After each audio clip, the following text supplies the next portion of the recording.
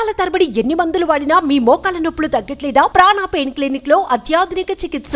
AP politics లో power house Pawan Kalyan అభిమన్యుడిని కాదు అర్జునుడిని అని నిరూపించుకున్న లీడర్. పవన్ అంటే పవనం కాదు సునామీ అన్న పీఎం మోడీ. ఎక్కడ నెగ్గాలో కాదు ఎక్కడ తగ్గాలో పవన్ కు తెలుసన్న చంద్రబాబు.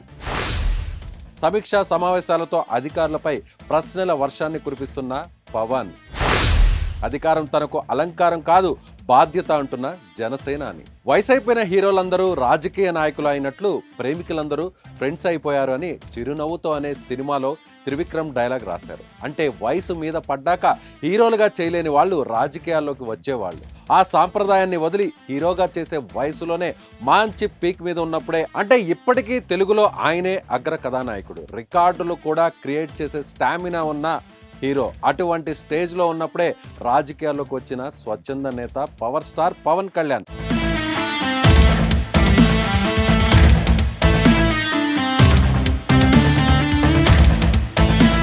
పవర్ అంటే కరెంటు కాదు, అది అద్వితీయమైన శక్తి. సినిమాల్లో కూడా చిరంజీవి తమ్ముడుగా వచ్చిన తనకంటూ ప్రత్యేక అభిమాన గణాన్ని సంపాదించుకున్న వ్యక్తి. చిరంజీవి తమ్ముడు అనడం మానేసి చిరంజీవికి తగ్గ తమ్ముడు అనేలా మారిన శక్తి అతడు. 2014లో జనసేన పార్టీ స్థాపించి ఆనాడు ఆంధ్రప్రదేశ్లో జరిగిన ఎన్నికల్లో బీజేపీ టీడీపీ కూటమికి మద్దతిచ్చి వారి విజయంలో కీలకంగా మారారు పవన్ కళ్యాణ్. ఆ తరువాత అంటే 2019 ఎన్నికల్లో జనసేన ఏ పార్టీతో పొత్తు లేకుండా ఒంటరిగా పోటీ చేసింది. అదే నాటి వైసీపీ అధికారంలోకి వచ్చేందుకు వీలు పడిందని విశ్లేషకులు గట్టిగా చెప్పారు. ఆనాటి ఓటమి నుంచి పాఠాలు నేర్చుకున్న పవన్ తాను అభిమన్యుడిని కాదు అర్జునుడిని అని నిరూపించుకున్నారు.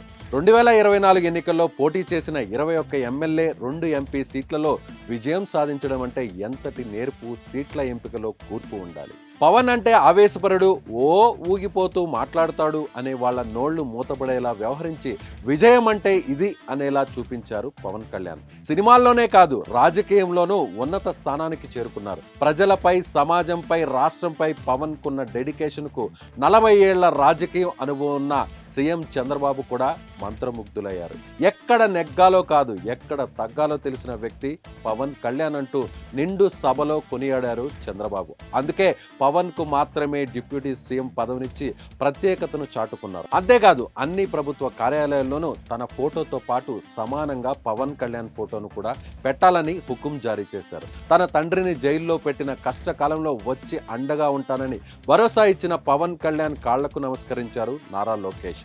తనకు సినీ పరిశ్రమలో బాటలు వేసి జీవితాన్ని కల్పించిన అన్న మెగాస్టార్ చిరంజీవి కాళ్ల మీద పడి నమస్కరించారు. మంత్రిగా ప్రమాణ స్వీకారం చేసిన వెంటనే అది పక్కనే ఉండి చూసిన రజనీకాంత్ వావ్ శభాష్ అన్నట్టుగా సంకేతం ఇచ్చారు. పవన్ అంటే పవనం కాదు సునామీ అంటూ సాక్షాత్తు పీఎం నరేంద్ర మోదీనే ప్రకటించారు.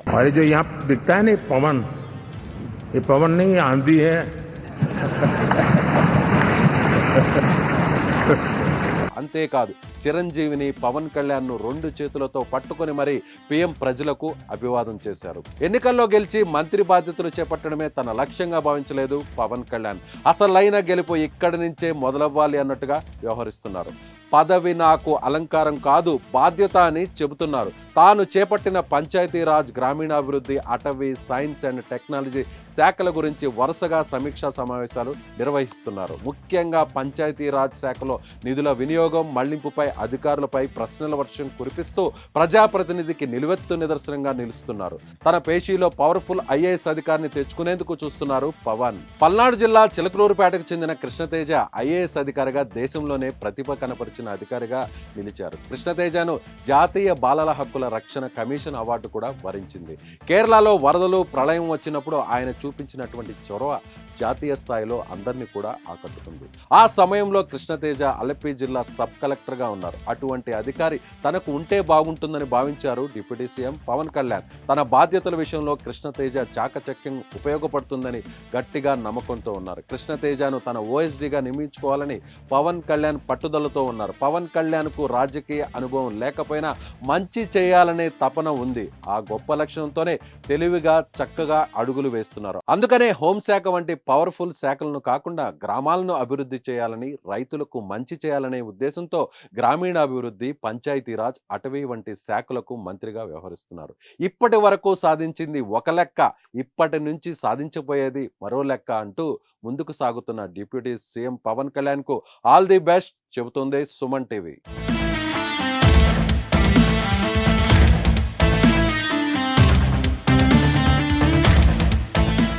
సుమన్ టీవీలో మీ పర్సనల్ అండ్ బిజినెస్ ప్రమోషన్స్ కోసం కింది నెంబర్కి కాంటాక్ట్ చేయండి.